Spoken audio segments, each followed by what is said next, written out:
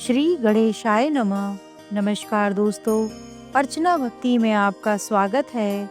दोस्तों, आज हम आपको देवी की पूजा क्यों करते हैं, माता का विराट स्वरूप, देवी की उत्पत्ति, इसकी कथा को कहेंगे।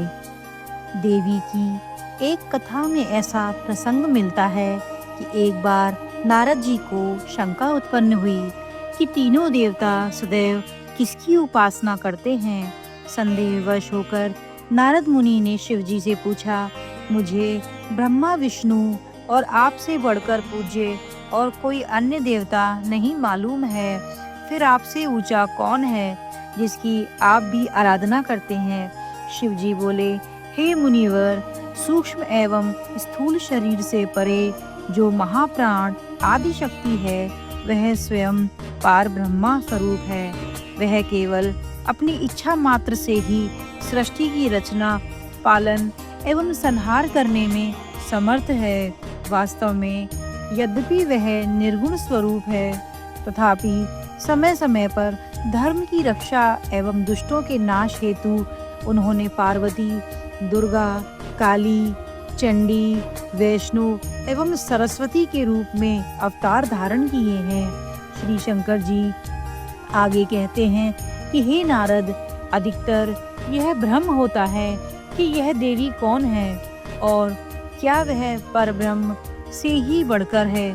श्री देवी भागवत में ब्रह्मा जी के एक प्रश्न के उत्तर में स्वयं देवी ने ऐसा कहा है कि एक ही वास्तविकता है और वह है सत्य। मैं ही सत्य हूँ। मैं ना तो नर हूँ, न नारी, और ना ही कोई ऐसा प्राणी हूँ जो नर या मादा हो, अथवा नर मादा भी न हूँ। ऐसा कुछ नहीं है, परंतु कोई भी वस्तु ऐसी नहीं जिसमें मैं विद्यमान नहीं। मैं प्रत्येक भौतिक वस्तु तथा शरीर में शक्ति रूप में रहती हूँ। श्री देवी पुराण में ही एक स्थान पर विष्णु भगवान यह स्वीकार करते हैं कि वह मुक्त नहीं है और केवल महादेवी की आज्ञा का पालन करते हैं। यदि ब्रह्मा सृष्टि की रचना करते हैं, विष्णु पालन करते हैं और शिव जी संहार करते हैं, तो वह केवल यंत्र की भांति कार्यरत हैं। ठीक उसी प्रकार जैसे कि मशीन अपना काम कर रही होती है, उस यंत्र या मशीन की संचालन करता महादेवी ही है। संसार मानो कठपुतली का तमाशा है और उसकी डोरी स्वयं देवी के हाथों में है। वैज्ञानिक दृष्टिकोण से भी शक्ति या ऊर्जा के बिना प्राणी निर्जीव है। अतः संपूर्ण ब्रह्मांड देवी का प्रतिबिंब है अथवा छाया मात्र है। समस्त भौतिक पदार्थों एवं जीवों में शक्ति द्वारा चेतना व प्राण का संचार होता है। इस नश्वर संसार में चेतना के रूप में प्रकट होने से देवी को चित स्वरूपिणी माना जाता है। ब्रह्मा, विष्णु, महेश सहित अन्य सभी देवता कालांतर में नाशवान हो सकते हैं, परंतु देवी शक्ति सदैव अजन्मा और अविनाशी है। वही आदि शक्ति है और अनंत है। श्रीमद् भागवत पुराण में महर्षि वेदव्यास राजा जनमेजय से कहते हैं कि हे जनमेजय, आज इस बात में लेश मात्र भी संदेह न रखें, जिस प्रकार एक जादूगर अपनी गुड़ियों का खेल रचाता है, उसी प्रकार महादेवी अपनी इच्छा और शक्ति द्वारा चल अचल भौतिक प्राणियों व वस्तुओं की रचना या संहार किया करती हैं। इसी कारण वह मनुष्यों और देवताओं द्वारा भी पूजनीय है।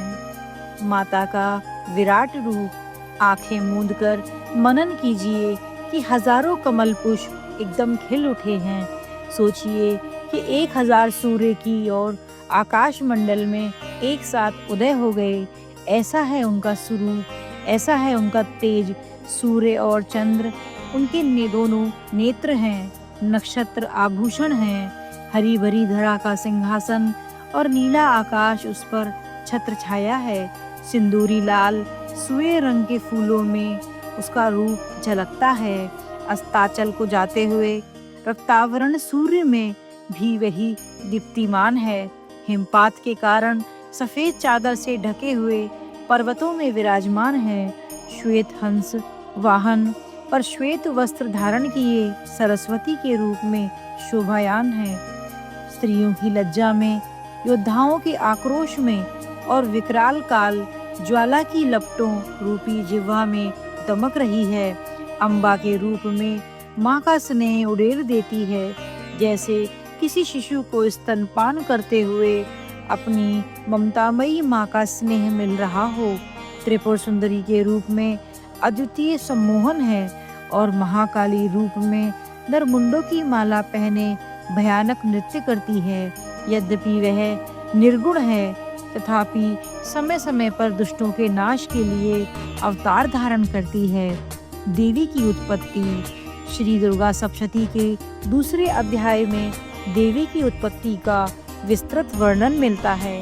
कथा के अनुसार असुरों के अत्याचार से तंग आकर देवताओं ने जब ब्रह्मा जी से सुना कि दैत्यराज को यह वर प्राप्त है कि उसकी मृत्यु किसी कुंवारी कन्या के हाथ से ही होगी, तो सब देवताओं ने अपने सम्मिलित तेज से देवी के इस रूप को प्रकट किया। विभिन्न देवताओं की देह से निकले हुए इस तेज से ही देवी के विभिन्न अंग बने।